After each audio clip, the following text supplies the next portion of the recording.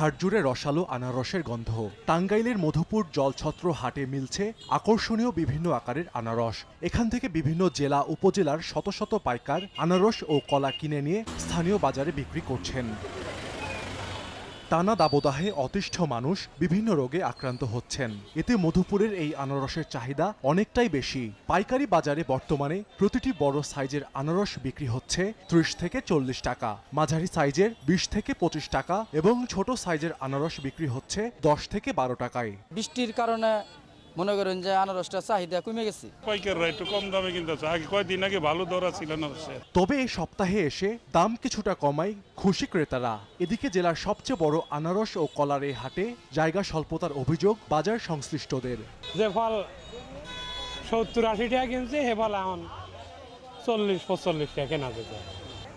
মোটামুটি ভালোই, মোটামুটি এখন বাজার ভালোই, চাহিদা আছে, প্রচুর চাহিদা। আনাজটা যে নামাবে আমাদের কোনো ফাঁকা কোনো জায়গা নাই, দোকানগুলো সরে দিয়ে সাইড করে জায়গাটা বড় করে দিলে আমাদের সুবিধা হবে।